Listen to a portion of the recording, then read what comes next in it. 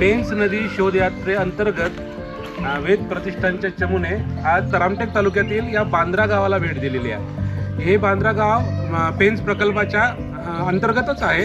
या ठिकाणी तुम्ही बघत असाल की एक विराट असं वटवृक्ष आपल्या नजरेसमोर आहे आणि त्याचा घेरही खूप मोठा आहे। साधारणपणे 200 वर्ष किंवा त्याहीपेक्षा जास्त हे जुनं झाड असावं आणि सलग एवढ्या वर्षापासून हे झाड बांद्रावासियांनी जपलं आहे। त्यासाठी बांद्राचे जे ग्रामस्थ आहे ते खरोखरच त्यांचं अभिनंदन करायला पाहिजे। ही अशी झाडं हे म्हणजे हा आपला राष्ट्रीय वारसा आहे, हा आपण जपला पाहिजे।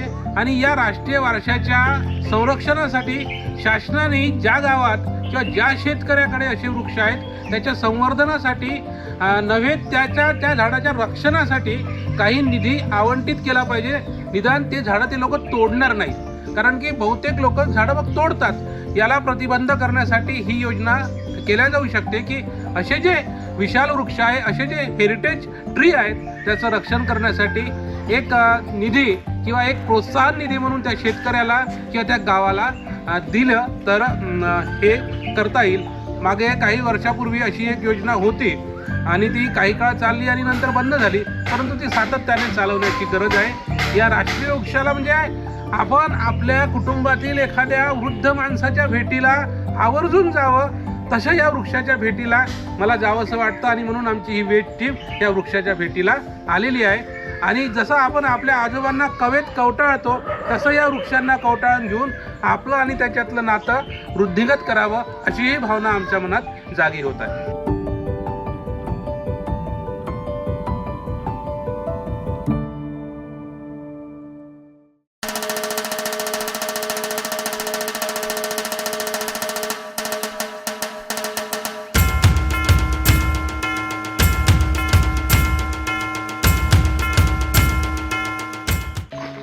मध्ये काही स्ट्रक्चर असेल ते आता झालं की विहीर आली आणि फार छोटा किल्ला आहे। ही चौकीच होती जंगल विभागातली, जंगल याच्यातली या महामार्गावर लक्ष ठेवण्यासाठी झालेली विहीरच आहे ती।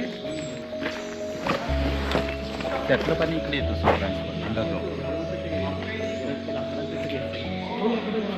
हे पूर्ण असेल काही इथून असं हे पडलं, काही स्ट्रक्चर पडलं आणि सगळे हे असतील म्हणजे एक घोडपाल्याचे जेवढे आहे स्वार त्यांच्या राहण्याची व्यवस्था असेल। खाली सर असं अंडरग्राऊंड तलावासारखं हे दिसलं, पाणी पण दिसलं। तर तिथे विहीर आहे ती। अच्छा, विहीर आहे, बावडी आहे ती।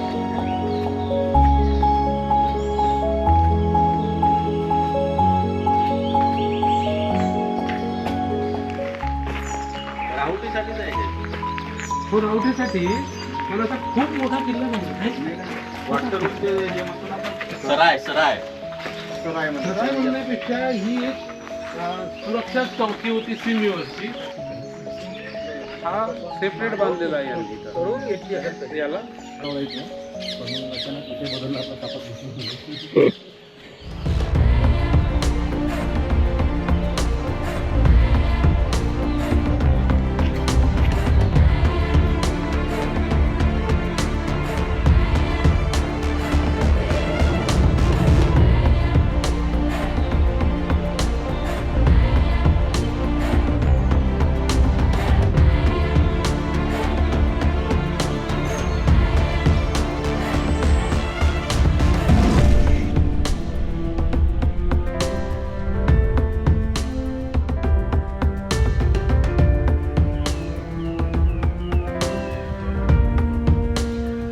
डोंगर चालले।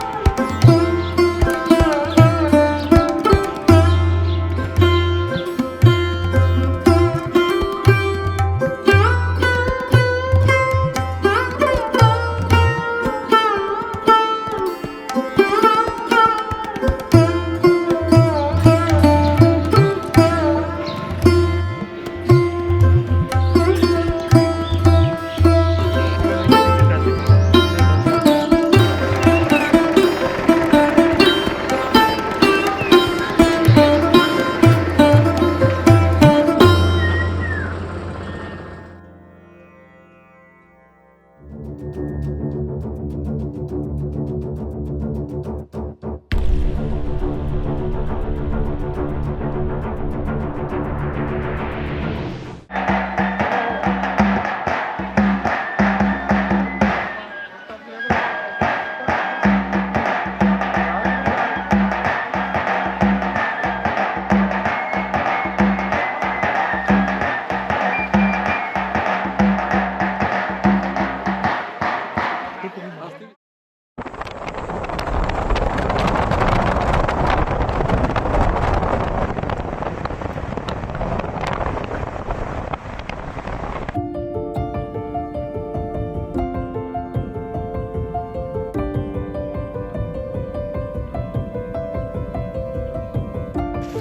प्रतिष्ठान नागपूरद्वारे जी पेंच नदी शोध यात्रा सुरू आहे त्या यात्रेमध्ये आज तिसऱ्या दिवशी आपण पेंच नदीच्या काठावर नैकुंड या गावी आलेलो आहोत. आणि नैकुंड हे गाव प्रसिद्ध आहे येथे असलेल्या महापाषाणकालीन शिळावर्तुळांसाठी.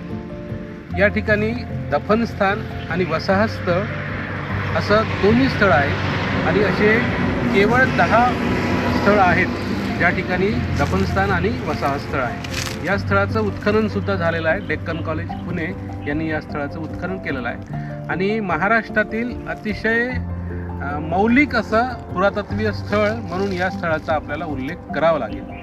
तो यासाठी करावा लागेल की विदर्भातच नव्हे तर संपूर्ण महाराष्ट्रात ज्या ठिकाणी लोखंडाचा उपयोग प्रथमतः झाला हे सिद्ध करणारा पुरावा या नैकुंड गावाने आपल्याला दिलेला आहे.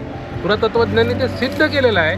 या ठिकाणी उत्खनन जे झालं होतं त्या उत्खननामध्ये प्राचीन महापाषाणकालीन मानवाची लोखंड गाळण्याची भट्टी उत्खननाच्या दरम्यान बाहेर आली आणि त्यांनी असं सिद्ध केलं की लोहयुगाची सुरुवात या महापाषाणकालीन लोकांनी महाराष्ट्रात विदर्भातून केली. त्या अगोदरचे मानवी वसाहती या चॅल्कोलिथिक पिरियडच्या आहेत ज्या इनामगाव जोरवे या ठिकाणी आपल्याला दिसतात पश्चिम महाराष्ट्रात. परंतु लोखंड त्या ठिकाणी तांब्याचा शोधाचे पुरावे होते, लोखंडाच्या शोधाचे पुरावे त्यानंतरचे आणि तो पुरावा महाराष्ट्रात सर्वप्रथम आपल्याला दिलाय नैकुंड या गावाने आणि म्हणून हे अतिशय महत्त्वपूर्ण असं पुरातत्वीय स्थळ मानलं जातं महाराष्ट्राच्या पुरातत्वीय नकाशावर. या ठिकाणी पेंच नदीचा प्रवाह आहे आणि वसाहत स्थळही आहे. या ठिकाणी गहू, वाटाणा, जव यासारखे पदार्थ इथला माणूस वापरत होता याचे पुरावे सुद्धा या उत्खननामध्ये सिद्ध झालेले आहे. फ्लोटेशन पद्धतीने त्यांनी ते सिद्ध केलं. या ठिकाणी शिळावर्तुळ आणि शिळास्तंभ असे दोनही पद्धतीचे पुरावे आपल्याला दिसतात. जवळजवळ 75 शिळावर्तुळाची नोंद या ठिकाणी झालेली आहे. शिळास्तंभ त्या मानाने कमी आहेत. तर असं हे नैकुंडचं महापाषाणकालीन समाधीस्थळ आणि वसाहत स्थळ. वेद प्रतिष्ठानने आपल्या पेंच नदी शोध यात्रेअंतर्गत या स्थळाला भेट दिली. ह्या स्थळाचं संवर्धन आणि जतन होणं आवश्यक आहे. या ठिकाणी नामफलक लावण्याची गरज आहे कारण की बरेचसे शिळावर्तुळ आता जी स्थानिक विकासाची जी कामं आहेत त्याच्यामध्ये नष्ट होताना आपल्याला दिसून येतात. अज्ञान असतं, अज्ञानापुढे हे घडतं. ते व्हायचं नसेल तर या ठिकाणी ग्रामपंचायत स्तरावरही लोकांना याची माहिती करून देणं आणि याचे फलक लावणं या परिसरात हे आवश्यक आहे असं या प्रसंगी सुचवावंसं वाटतं.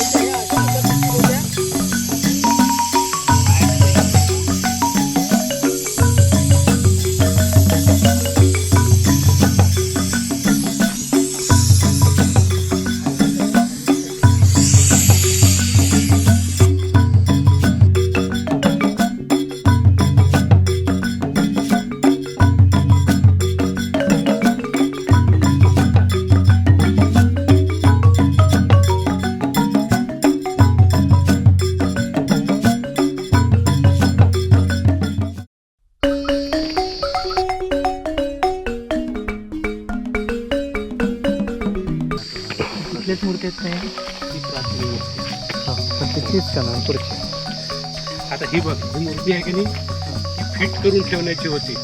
म्हणजे जमिनीत किंवा दगडामध्ये असा खळगा हे असेल कोरलेला, त्याच्यात फिट करण्याचा आहे हा पाय.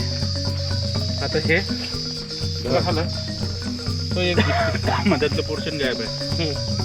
धडाचा भाग आहे फक्त. हे पायाचा भाग, काय दिसते हा धड, हे आणि हे दोन्ही हात इथं आहे बाजारकुंडमध्ये. हे कुठे आहे बाजारकुंड? बाजारकुंड इथं डुबला तो दिवसांच्या समोर नदीमध्ये आहे ना.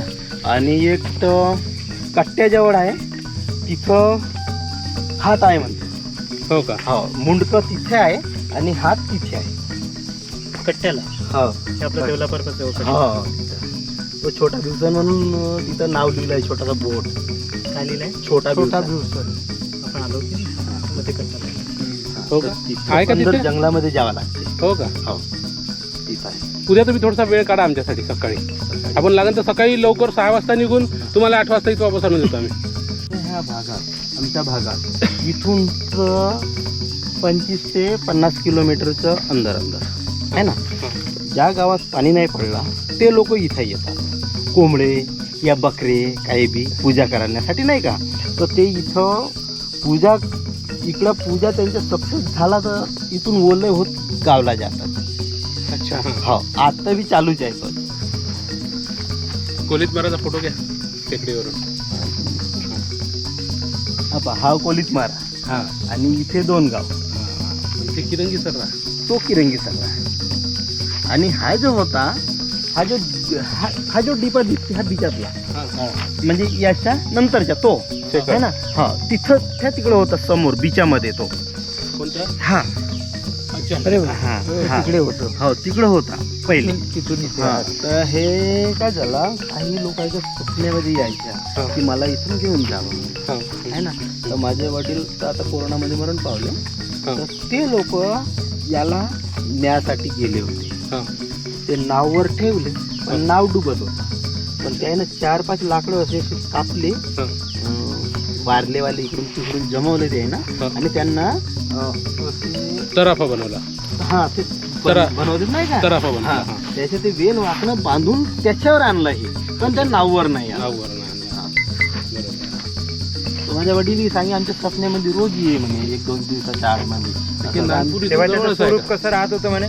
काय स्वरूप असंच होतं म्हणे. अच्छा. हो, आणि स्वप्नात जेव्हा ये तेव्हा हो, तो वेगळाच दिसते म्हणे. आणि हा जो पहाडी आहे हा नागपूरच्या पहाडी. अच्छा, ही पहाडी. हा, ही वाली जी पहाडी आहे हे नागपूरची पहाडी. ही वाली ना. हो, ही वाली.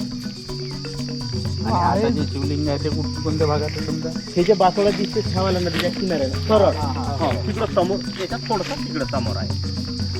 त्या पाण्याच्या जवळपास. हो, पाण्याच्या जवळ. म्हणजे तिथून पण अर्धा पाऊण किलोमीटर ह्या पहाडीपासून तिकडे समोर. 1 किलोमीटर ह्या पाण्याच्या प्रवाहाच्या पलीकडे. हो.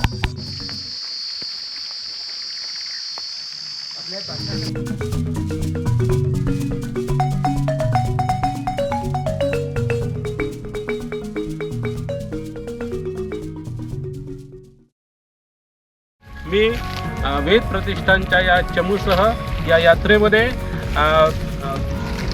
वेद यात्रा, पेंच नदी शोध यात्रा संयोजक डॉक्टर अश्विन किनारकर, वेदचे सचिव श्री खुशाल कापसे, श्री कृष्णा चावके, सर्पमित्र श्री घनश्यामजी भडांगे, हास्यकवी राजेश माहूरकर आणि एक नवकवी कमलेश सोनकुसळे, त्याचप्रमाणे वेदचे कोषाध्यक्ष ग्रामगीताचार्य ओंकार पाटील आणि आमचे चक्रधर म्हणजे या ठिकाणी आम्हाला घेऊन येणारे श्री पिंटूजी कलोडे.